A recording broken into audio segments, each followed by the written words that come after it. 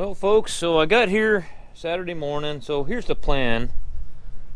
Got to go down south, about a 6-hour drive, and do quite a bit of work on 2 backhoes for Joel Dixon, a customer and a YouTube viewer.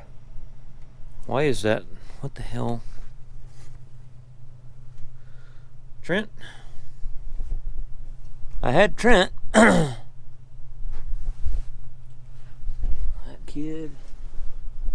What did he do here?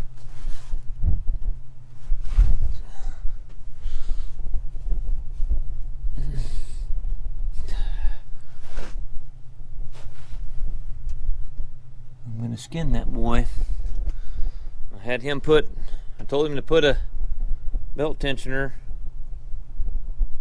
on my service truck and a serpentine belt, and there's the nut laying for the hinge bolt, and the bolts walk clear out of it. And where's the bolt on the bottom of the why did he take that off to take the serpentine belt off? Well, boy. And there's not even a belt. What in the hell is going on here? What did he do here? The belt tensioner tabs clear up against.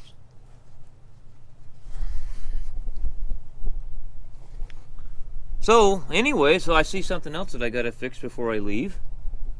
But anyhow, I just saw that, guys. Anyway, kid, you know.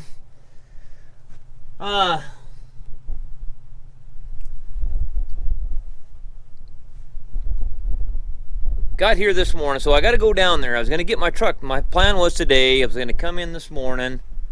I was going to go in there, the Peterbilt that we did the front cover on. I did a bunch of other work for the guy, airlines, and just some other stuff for him, and it's pretty well done. I just needed to dump the oil, so I went in. I drove down here this morning and parked the truck out here, went around, opened all the doors in the shop, started that truck. I was going to warm it up, dump the oil. Well, I came back out here just now, and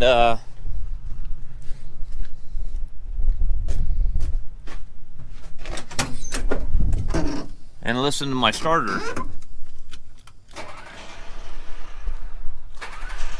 Lost my starter, and then I found this. So thank God I found that. We'd have been stranded on the road because if the frickin' alternator would have fell off of it going down the road.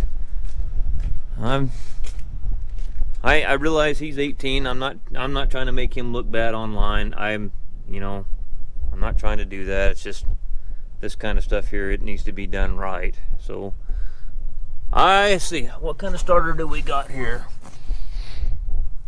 So I've got a starter on a 12 valve sitting in my shop. I think we'll work on this. I'm not dead in the water yet. And thank God that's a 12 valve, because those are pretty common. Peterbilt's in here running, warming up. There's a starter right there, I think, that'll work. I don't know, it's looking a little different, ain't it?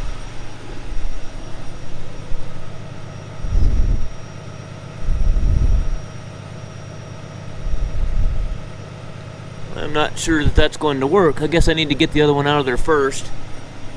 Might as well shut this thing down. I was gonna try to... my life's so chaotic, guys. I was gonna clean up the mess here today, get this truck out of here, get mine cleaned out. Let's shut this one down.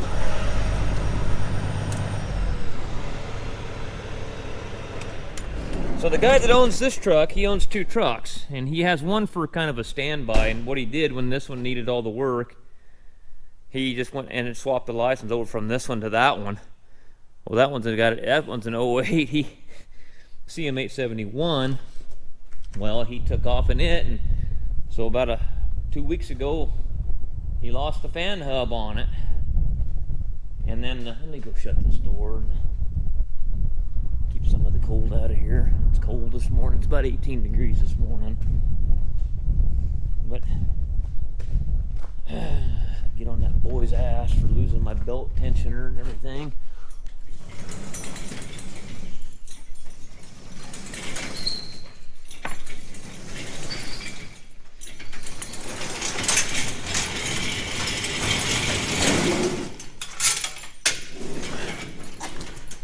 Yeah, I was working in, I got a new belt tensioner and a new serpentine belt for my service truck because the spring in my tensioner or something was weak on it, and every time I started it, and the alternator, if it had a load on it, the belt would just sit there and squeal like crazy until the alternator got up to 14 and got unloaded, you know, until the regulator basically unloaded the alternator.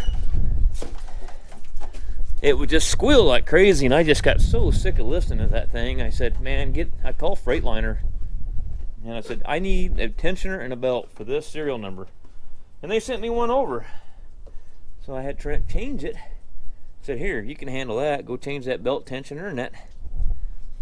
I don't understand why he took the alternator loose to do that.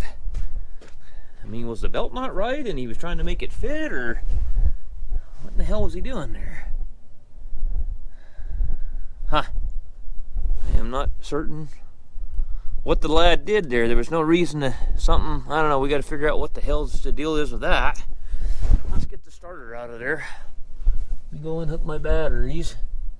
Let's see if we can get that starter out of there. Son of a gun had to do it on the shaded side of the building where it's cold. Old junk pickup, we were kind of parting it out. And trust me, I'm not, you know, I'm not trying to belittle Trent. I mean, he's young, and I realize, I mean, there's a prime example of all the video I made of all the mistakes that I've made here lately. You know, so it's just one of those things. Get it.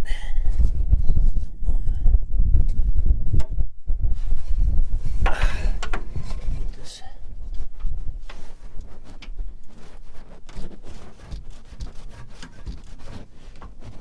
Start her out of here.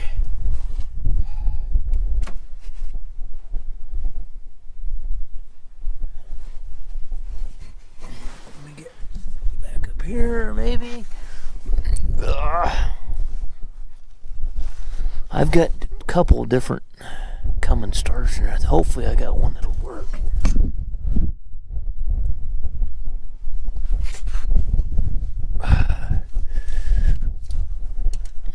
One wire, two wires, three wires, and the battery wire. Okay, all the wires are off the positive. Where is our signal wire? Right there. And what size would you be, Mr. Signal Wire? I'm thinking probably a 5/16 flavor. 8mm, something like that. Yeah, it was cold this morning. It was like 16 when we got up. That's another thing that's going on is my mom, and my mom lives in Florida with my sister, and my mom, she's getting old, you know, and she lives. Oh, grief! I can't get my knee in there. She was living with her sister, and hold on, I gotta get the quarter-inch drive ratchet. I didn't grab to begin with anyway, I don't think. Yeah, I did. It's right here. But anyway, her sister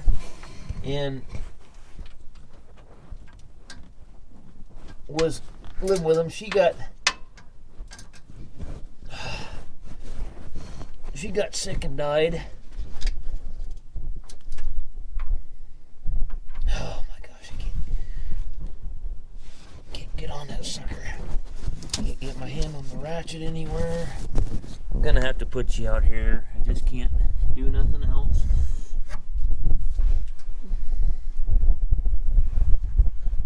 Where that wire is. Anyways, you know, they're both living off Social Security. So Mom lost half her rent money and she can't pay her rent now. And she's too proud to say anything to me. My sister posted it on Facebook. My sister lives with them too, and she's diabetic and not in very good health.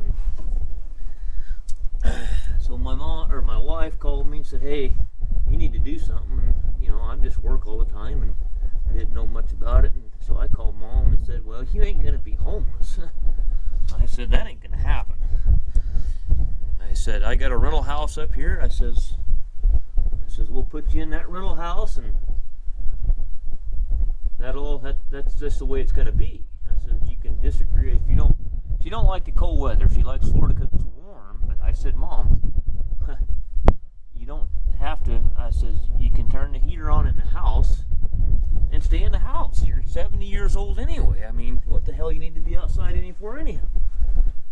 So that's another thing that's going on. I got to get my mom out here, get her situated.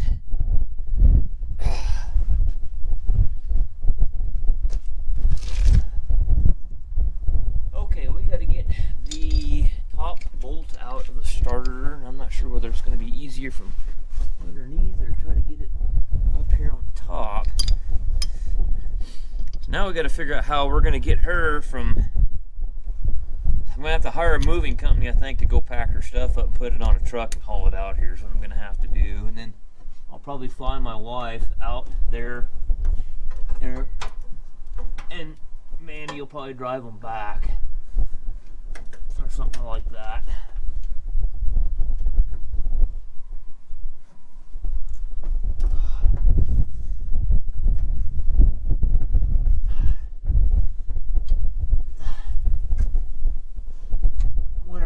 Whatever we gotta do, we'll do her. Gotta take care of Mom. Yeah, she was kind of. She don't like. She's like me. She's really independent. She doesn't like feeling helpless, you know, and so she don't like asking for help. And so, you know, my dad, he's dead, and he's been dead since 2010. I think it was. Lung cancer. He was a smoker.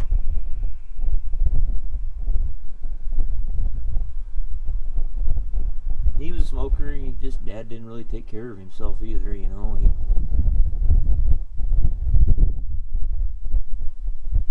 God rest his soul, he just, you know, he got kind of half retired, and he just kind of sat around and didn't do much, and I kept telling him, I said, you can't sit around like that and just sit on your butt all day, Dad. You're going to get unhealthy, and it's not good for you. You got to keep going.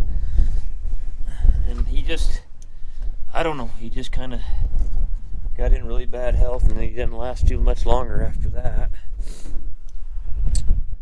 Let me go get some cardboard, guy. That asphalt looks cold.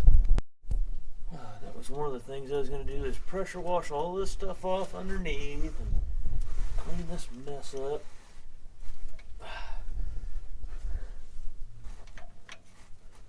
That way, if I do get pulled into the scale, I ain't a mess, and I don't get messed with, hopefully. Check on my wheel seals and brakes, adjust my brakes. I'm gonna devote the day to getting this old girl ready to go. But now we gotta change the starter out.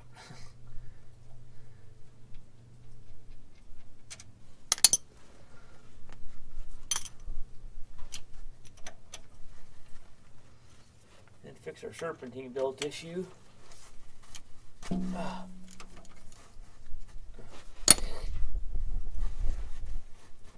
Got a starter in there for a backhoe too that went on a 3.9 liter Cummins 4BT. It should be pretty much the same thing.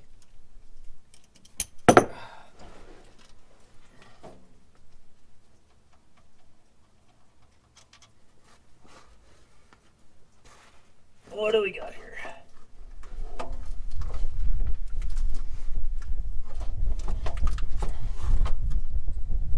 Okay, all the teeth are still on the ring gear. That's a good thing. Alright, let me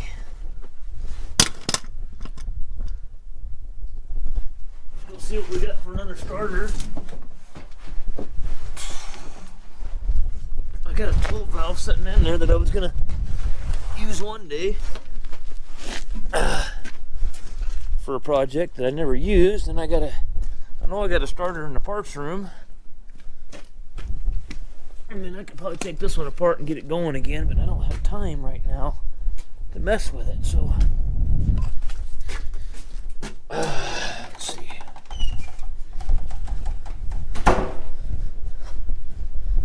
Let's see what we got here. The things are gonna match up. Let me see, I already got one out that's been rebuilt. Let me go get it. Well, this goes in a backhoe, 580 backhoe. This one will have out of that 12 valve comes right there, and I don't want them. Obviously the pinion gears. This one's way smaller. But here's what happened to this one.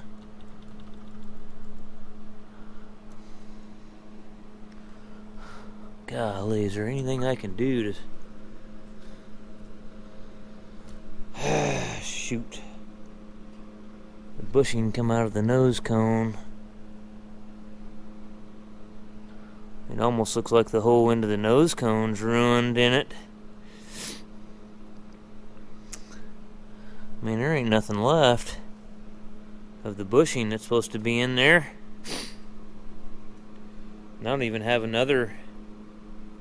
I was trying to think if I had something else that I could take this starter apart and then push a bushing here back in the end of it and put the starter back in there. Let me look around. Let me see. Saturday, and this for this Freightliner, nobody's probably going to have a starter for it. Is there a tag on this thing somewhere? I could give them a number. Need a bushing to put in the end of that thing and we could get going again, but oh shoot, when it rains it pours. Well, I've called everybody around here. I've looked all over the shop. All the starters I have that are even comparable are all this style here that don't have this kind of, they don't have this kind of nose cone on them with a bushing in the end of it. And it almost looks like to me a bushing's not going to help it. I don't know, it's hard to say. Let's look at her. So anyway, I've called everywhere, nobody had anything. So Northwest Freightliner in Medford has one that is this style.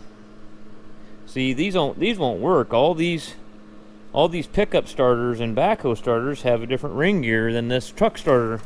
Look how much smaller the pinion gear, not ring gear. Well, the ring gears changed too, but look how much different size the pinion gear is in comparison. Way smaller on this truck starter. Well, she's on her way to Medford to go get a starter for the damn thing.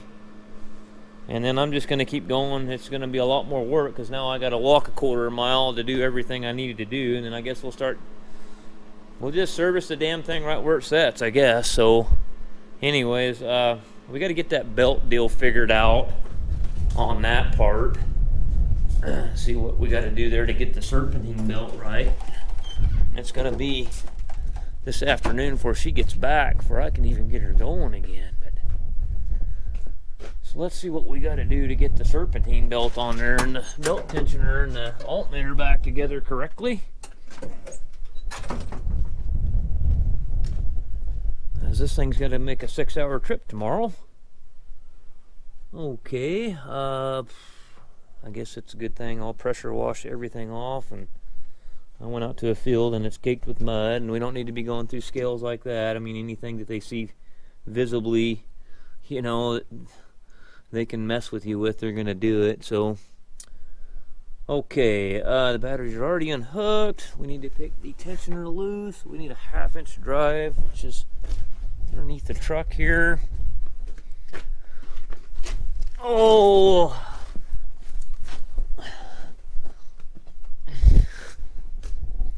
thank God that I caught this. Kind of lucky that probably I might not have caught that alternator thing there if the starter wouldn't have took a dump. So maybe it's a blessing in disguise, huh?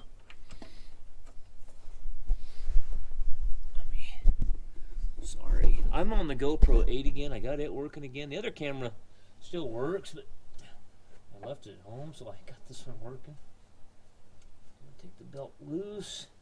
Let's see what's going on here and why. This is the latest. Oh, my phone's talking to me now. It's telling me about the latest, whatever that means. the bolt is clear gone, but you can't see it out of the bottom. That's not right. No, kid, what did you do with the bolt that goes in it? You know, maybe he didn't. You know, maybe. Wait a second, guys. I might be completely wrong.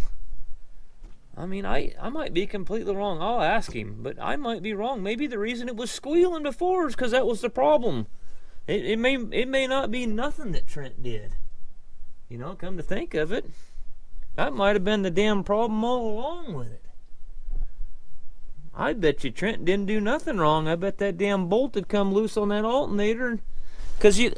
I don't think Trent did anything wrong, really. Because, see, the grease on this where the bolt goes through here, because the threads are in this is all greased up. That's been that way for a while.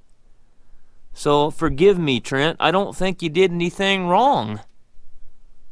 I think it's been that way. I think that's the reason the belt was squealing.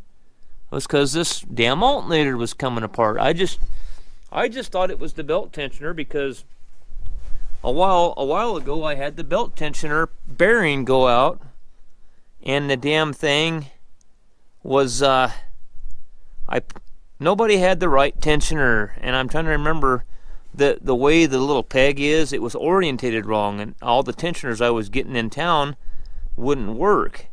It was had the belt too loose. So anyway, I bought one of the tensioners that had the same pulley on it, and I ended up taking the pulley off and just putting it on my old tensioner, is what I did.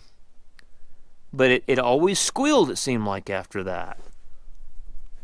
So I think that Trent didn't do a damn thing wrong there. I think he did exactly what he was told. And this was actually probably what was causing all the troubles anyway, so forgive me for calling him out like that. I don't really think he did anything wrong. So let's see if we can find a correct bolt to put in this sucker down here. Oh, all these things you do when you're by yourself. So I got the number off the belt because I was still having trouble. Just tight. Couldn't get it over the alternator pulley. Once I got the alternator, you know, I got a bolt in there and then got this bolt tightened up and got it setting where it was supposed to be. And I looked everything else over and thought, well, shoot, that belt's not going on there. It's just tighter than hell. And called Freightliner over there with the serial number and everything, make sure they gave me the right belt. And I said, yeah, that's the right one. And he said, sometimes they're tighter than hell, man. So what I did is I got a zip tie holding the stupid tensioner up out of the way. And then I actually got it started on the what I did is I looped it over the alternator pulley there, and I got it kind of started on then I looped it over the water pump, because the water pump's a smooth pulley. So I kind of got it looped over that. I'm trying to get it the rest of the way on there. I think I got it.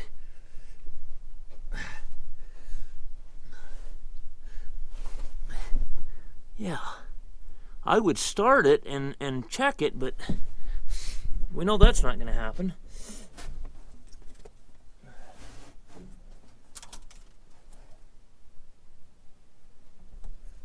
And I got an end wrench that fell down in here. I was gonna, first idea is I thought, well, I'll just I'll get it started on there and I'll take the end wrench and I'll just pull it on, kind of turn the alternator and pull it on. No, that wasn't going to happen. And the end wrench fell down in here. It'll probably knock a hole in the radiator next. That'll be the next thing that happens.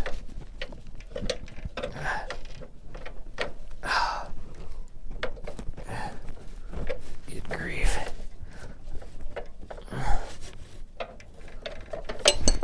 Alright, just enjoying my privilege, all this privilege that I got going on.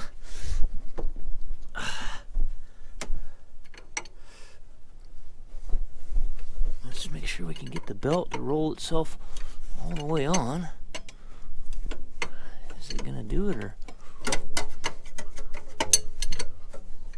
not all the way on the alternator yet?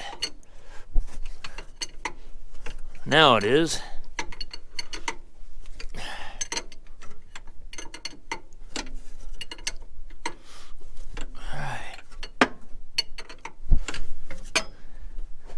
Alright, well, she's tight. That's gonna make me nervous now that it's gonna take something else out. It's so damn tight, but I don't know, they said it was the right one.